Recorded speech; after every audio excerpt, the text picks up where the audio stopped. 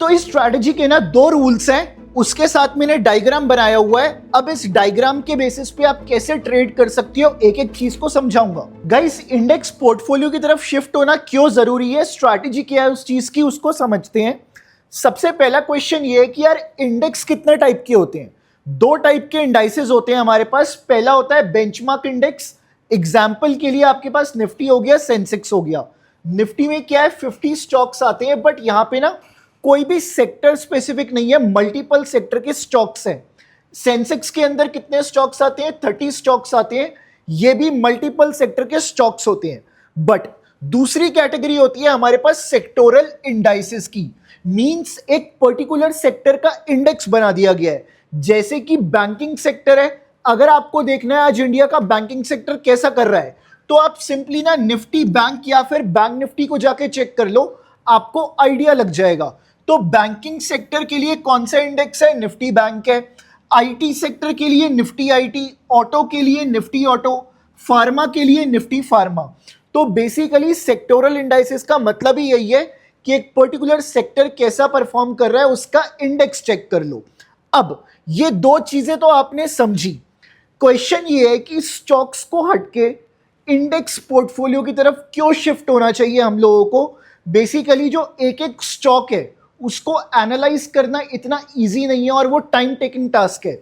अब उस टास्क में अगर आपको अच्छा परफॉर्म करना है तो आपके पास बिल्कुल हाई एंड स्किल्स होनी चाहिए, बट 99.99% लोगों के पास वो स्किल्स नहीं है। तो वो क्या करेंगे, वो लोग शिफ्ट होंगे इंडेक्स इन्वेस्टिंग की तरफ। अब सबसे बड़ा रीजन क्या है, स्टॉक पिकिंग यहां पे नहीं है हमारे पास। हमें क्या करना है, सिर्फ इंडेक्स को पिक करना है। बेसिकली हमारे पास 12 से 13 सेक्टर हैं, उन सेक्टर्स के ऊपर हमें फोकस करना है कि यार आज बैंकिंग सेक्टर अच्छा है तो मैं आगे आने वाले टाइम पे बैंकिंग सेक्टर पे इन्वेस्ट कर सकता हूं। आईटी सेक्टर मेरे को अच्छा लग रहा है, मेरे को एक एक स्टॉक देखने की जरूरत नहीं पड़ेगी। तो यहां पे स्टॉक पिकिंग आपकी खत्म हो चुकी है। Then next thing is diversification.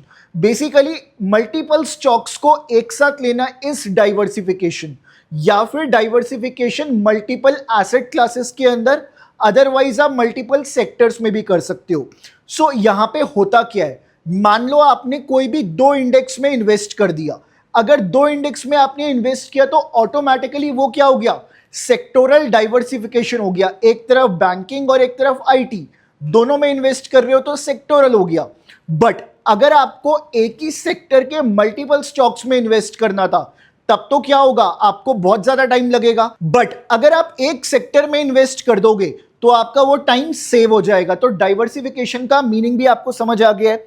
अब टाइम सेविंग क्यों है ये भी आपको पता चल गया है, क्योंकि हमारा बहुत सारा टाइम बच रहा है, एक एक स्टॉक को एनालाइज करने की जरूरत ही नहीं है। अब नेक्स्ट क्वेश्चन इज कि कॉस्ट क्या रहेगी। बेसिकली जो आपकी कॉस्ट है ना वो कम हो जाती है। अब कम कैसे हो जाती है, देखो मल्टीपल स्टॉक्स लोगे, मल्टीपल स्टॉक के ऊपर टैक्सेस दोगे, ब्रोकरेजेस दोगे।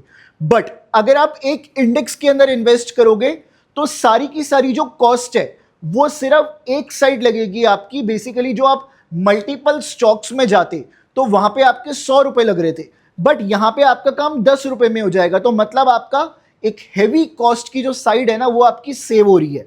उससे पहले हमें एक चीज समझने की जरूरत है, इंडेक्स में इन्वेस्ट करना is not equal to no risk. इसका मतलब यह नहीं है कि आपका रिस्क बिल्कुल खत्म हो चुका है। गाइस, इंडेक्स में भी लॉसेस होते हैं इन्वेस्टिंग करके। बेसिकली अभी निफ्टी क्या चल रहा है, निफ्टी अभी चल रहा है 24,000 के आसपास। बट जिसने 26,000 पे इंडेक्स में इन्वेस्ट किया होगा उसको हैवी लॉसेस होंगे इस टाइम पर। बट जिसने इन्वेस्ट किया होगा 12,000 के ऊपर वो अच्छे खासे प्रॉफिट्स में भी होगा, उसका पैसा डबल हो चुका है। तो इस तरह से इंडेक्स इन्वेस्टिंग काम करती है। चलिए, इंडेक्स इन्वेस्टिंग करनी तो है, उसके पीछे की स्ट्रैटेजी क्या रहेगी उसको भी समझ लेते हैं। गाइस देखिए, स्ट्रैटेजी के लिए मैं इंडिकेटर यूज करूंगा जिसका नाम है दरवास बॉक्स। सो दरवास बॉक्स में क्यों यूज कर रहा हूं, जब भी हम लोग वन डे के टाइम फ्रेम पे या वन वीक के टाइम फ्रेम पे स्विंग ट्रेड करते हैं या स्विंग इन्वेस्टिंग या मोमेंटम इन्वेस्टिंग करते हैं, उसके लिए Darvas box is one of the best indicators जो आपकी प्रॉब्लम सॉल्व कर देगा मोमेंटम की। ये वही बनता है जिन इंडेक्स के अंदर या जिन स्टॉक्स के अंदर आपको जिस चार्ट पे मोमेंटम दिखेगा वहीं पे आपको दरवास बॉक्स बनते हुए दिखेंगे। तो चलिए सबसे पहले इनको लगा लेते हैं। अब यार आपके माइंड में ना एक क्वेश्चन आ रहा होगा, निफ्टी में तो इन्वेस्ट नहीं कर सकते, तो इन्वेस्टिंग करेंगे कैसे? पहले उस प्रॉब्लम को सॉल्व करते हैं।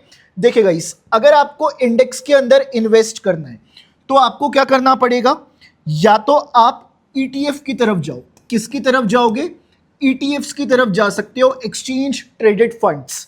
अदरवाइज आप क्या कर सकते हो? म्यूचुअल फंड में पर्टिकुलर म्यूचुअल फंड के अंदर पर्टिकुलर फंड को सेलेक्ट कर सकते हो।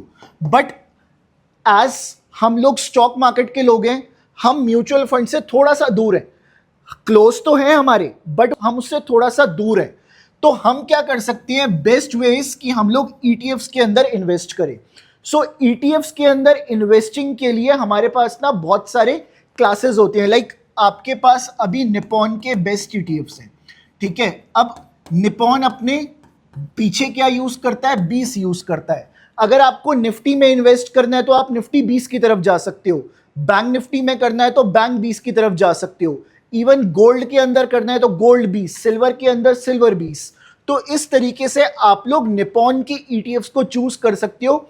ये कोई प्रमोशन नहीं है, बट पर्सनली मैं यूज करता हूं और रिकमेंड भी हम लोग यही करते हैं, इसलिए आपके साथ इसको शेयर किया जा रहा है। चलिए गाइस, अभी हम लोग बात करेंगे स्ट्रैटेजी के बारे में। सबसे पहले इंडिकेटर लगाते हैं। हम लोग क्या करेंगे? इंडिकेटर सेक्शन में आएंगे और एक इंडिकेटर लगाएंगे जिसका नाम है दरवास बॉक्स। सो सिंपली आप दरवास टाइप करना, आपको कम्युनिटी में दिखेगा Darvas box MTF trend tracker by level up tools. इस इंडिकेटर का हम लोग यूज करेंगे। सो इस इंडिकेटर को मैंने लगा लिया है। अब ये दिखता कैसा है? इसके अंदर ग्रीन बॉक्सेस और इसके अंदर रेड बॉक्सेस आपको दिखाई देते हैं, जैसे कि आप इस केस में देख पा रहे हो। ग्रीन बॉक्सेस है और रेड बॉक्सेस है। ग्रीन बॉक्सेस दिखाते हैं कि मार्केट में एक ब्रेकआउट हुआ है, रेड बॉक्सेस दिखाते हैं मार्केट में एक ब्रेकडाउन देखने को मिला है। सिर्फ इतना सा डिफरेंस है। इसको यूज कैसे करना है, इसके पीछे का मेथड क्या है, अब उसको समझेंगे। आई होप यहां तक आपने वीडियो अच्छे से देखा, आपको अच्छे से क्लियर भी हुआ है। तो गाइस एक काम जरूर कर देना, चैनल को अभी के अभी सब्सक्राइब कर लो और इस वीडियो को लाइक जरूर कर देना। चलिए स्ट्रैटेजी को समझते हैं आगे चल के। स्ट्रैटेजी क्या रहने वाली है, बहुत सिंपल वे में मैं आपके साथ शेयर करूंगा इस स्ट्रैटेजी को। तो इस स्ट्रैटेजी के ना 2 रूल्स हैं, उसके साथ मैंने डायग्राम बनाया हुआ है। अब इस डायग्राम के बेसिस पे आप कैसे ट्रेड कर सकती हो, एक एक चीज को समझाऊंगा। पहला रूल कहता है find a red Darvas box. Very very important, एक रेड दरवास बॉक्स को आप लोग फाइंड कीजिए। जैसे कि आपके सामने यहां पे बना हुआ है, ये दरवास बॉक्स आखिरकार रेड क्यों हुआ है, इसके पीछे की वजह क्या थी? मैंने आपको बताया था ब्रेकडाउन आया है। अगर कोई भी कैंडल इस बॉक्स के नीचे क्लोज कर जाएगी तो इसका कलर रेड हो जाएगा, अगर इसी के ऊपर क्लोज कर जाएगी तो इसका कलर ग्रीन हो जाएगा। सिंपल सी बात है। अब पहला पॉइंट तो हमें क्लियर हो गया कि एक रेड दरवास बॉक्स को फाइंड कर लीजिए।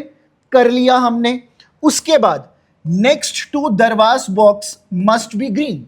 जो अगले 2 दरवास बॉक्सेस बनने चाहिए ना कंसेक्यूटिव, उनका कलर ग्रीन होना चाहिए, जैसे कि इस केस में है। तो बस आपको इतना सा काम करना है। हमारे लिए बेस्ट सिनेरियो क्या रहेगा कि जैसे ही सेकंड वाला ग्रीन दरवास बॉक्स बने ना, सेकंड वाला ग्रीन दरवास बॉक्स बने, हम इसी टाइम एक पर्टिकुलर इंडेक्स को पकड़ लें। और गाइस ये कब बनने वाला है, आगे चल के कब कंप्लीट होने वाला है, इसकी जानकारी भी आपको पहले से मिल जाएगी। कैसे मिलेगी, मैं आपको एक एक चीज प्रैक्टिकली दिखाऊंगा अभी। तो जैसे ही ये सेकंड वाला ग्रीन दरवास बॉक्स बनेगा, मैं इसी टाइम पे बाय करने की कोशिश करूंगा। यही मेरा एंट्री पॉइंट होगा। अब एंट्री पॉइंट तो आपको समझ आ गया, एंट्री तो हम लोगों ने ले ली है। What will be our stop loss और हमारा टारगेट क्या होगा? देखिएगा इस बेस्ट केस सिनेरियो क्या है। ये जो आपका फर्स्ट वाला दरवास बॉक्स है, पीछे से बात कर रहा हूं, जो अभी रिसेंटली बना है, इस दरवास बॉक्स के लो पे आप अपना स्टॉप लॉस प्लेस कर दीजिए। टारगेट क्या रखेंगे? टारगेट ध्यान से सुनना। एग्जाम्पल के लिए ये जो फर्स्ट वाला दरवास बॉक्स बना था रेड के बाद, इसका लोएस्ट पॉइंट मेजर करो, मान के चलो 100 रुपीज है। अब इसके बाद क्या करोगे? सेकंड वाले दरवास बॉक्स का हाईएस्ट पॉइंट मेजर करो, मान के चलो 110 रुपीज है। तो दोनों के बीच में डिफरेंस कितना है? 10 रुपीज का। 110 में आप 10 और प्लस कर दो, दैट इज 120, वो आपका टारगेट हो गया। ठीक है, स्टॉप लॉस निकालना भी आ गया, टारगेट भी आ गया। चलिए इसके प्रैक्टिकल्स देखते हैं एक बार चल के। अब मेरे सामने इंडिकेटर तो लग चुका है। अब आपके माइंड में एक क्वेश्चन और आ रहा होगा, यार मैं इंडेक्स को एनालाइज करके क्या मैं इसके ईटीएफ्स के अंदर इन्वेस्टिंग, मोमेंटम इन्वेस्टिंग कर सकता हूं या कर सकती हूं? जी हां गाइस, वही एक करेक्ट मेथड है।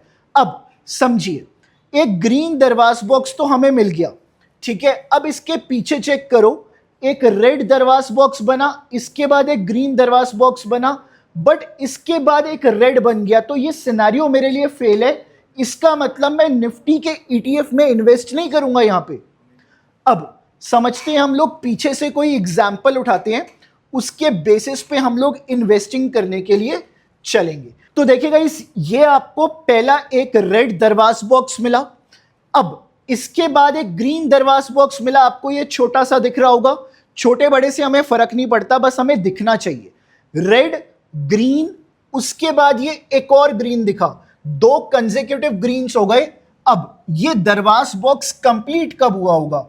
ये कंप्लीट हुआ होगा इस वाली कैंडल के ऊपर 20 फेब 2024, इस दिन ये कंप्लीट हुआ होगा। अब मेरा टारगेट और स्टॉप लॉस क्या रहेगा? देखिएगा, मेरा स्टॉप लॉस रहेगा इस सेकंड वाले दरवाज बॉक्स का लो। मैंने इसके नीचे एक लाइन डाल दी है। And now what will be my target? मेरा टारगेट रहेगा जो फर्स्ट वाला दरवाज बॉक्स है, मैं यहां से मेजरमेंट लेनी स्टार्ट करूंगा, यहां से मेजर करूंगा टिल सेकंड दरवाज बॉक्स का हाई। अब इसी को उठा के मैं ऊपर रख दूंगा, that will be my target. So मेरा टारगेट मेरे को कुछ मंथ्स के अंदर अचीव होता हुआ दिखा है इस केस में। जैसा कि आप देख सकते हो, कुछ इस केस के अंदर कुछ मंथ्स में मेरे को अचीव होता हुआ दिख गया।